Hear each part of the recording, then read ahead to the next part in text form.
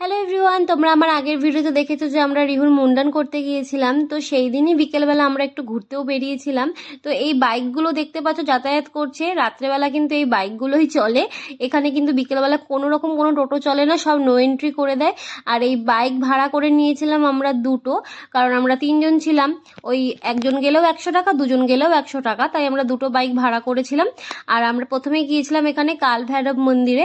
মন্দিরে অনেকটা ভিড় ছিল, কিন্তু বেশি একটা লাইন হয় না, মানে অল্প একটু থাকে। তো আমরা কিন্তু খুব তাড়াতাড়ি চলে এসেছিলাম, বেশিক্ষণ লাগেনি, আধা ঘন্টার মধ্যে পুজো দিয়েছিলাম আমরা। তারপর আমরা ওই বাইকে করেই গিয়েছিলাম মৃত্যুঞ্জয় মন্দিরে। মৃত্যুঞ্জয় মন্দিরে কিন্তু ভেতরে আমরা একটু ভেবেছিলাম যে ভিডিও করব, ঠাকুরের ফটো তুলবো, কিন্তু সেটা আর হয়নি, মানে করতে দেয়নি, ফোন অ্যালাউ নেই। তাই যেইটুকুনি করা সম্ভব সেইটুকুনি আমি করেছিলাম। আর মৃত্যুঞ্জয় মন্দিরের ভেতরে কিন্তু একটা কূপ আছে, মানে কুয়ো আছে, সেটার নাম হচ্ছে ধন্বন্তরী কূপ। তো সেখানে কিন্তু আটটা ঘাটের জল একবারে আসে। তো সেই ঘাটের জল, মানে কুয়োর জল নাকি খেলে এখানকার লোক বলে আর কি, যে শরীরে যত রোগ আছে সেই রোগ মুক্ত হয় আর অকাল মৃত্যু থেকে বাঁচা যায়।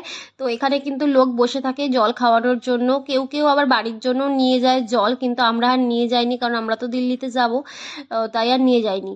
তো এখানে কিন্তু আমরা খেয়ে নিয়েছিলাম, প্রথমে আমি জল খেয়েছিলাম, তারপরে আমি একটু রিহুকেও জল খাইয়ে দিয়েছিলাম, সবাই আমরা খেয়েছিলাম। আর রিহু দেখো জল খেয়ে কি কত খুশি। তো তারপরে আমরা চলে গেছিলাম একদম গোধূলি চকের দিকে, মানে গোধুলিয়া চকের দিকে, কারণ ওইখানে আমরা একটু খাওয়া দাওয়া করব। আর এই যে দেখতে পাচ্ছ শ্রী কাশী বিশ্বনাথ ধাম, এই মন্দিরে আমরা আসবো কালকে ভোরবেলা, মানে কালকে সকালে আসবো আমরা। তো এখন রাত্রেবেলা হয়ে গেছে, এখন হয়তো নো এন্ট্রি আছে।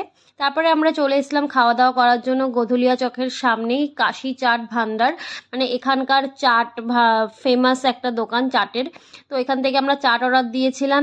তো যতটা না মানে কি বলবো, আমরা রিলসে এতদিন দেখে এসেছি, ভিডিওতে দেখে এসেছি, হাইপটা বেশি, মানে ওভার হাইপ, খেতে অত টেস্টি না। আর ছিল এটা মালাইও, মানে বেনারসের বিখ্যাত খাবার মালাইও, আর ছিল ক্ষীর আর টমাটার চাট নিয়েছিলাম, অত একটা ভালো ছিল না। মালাইওটা জাস্ট ফেনা ছিল, ফেনা। তো যারা যারা খাবে ভাবছো একদম খেয়েও না, টাকা নষ্ট, আর কিছুই না। তারপর আমরা খেয়েছিলাম বেনারসের পান।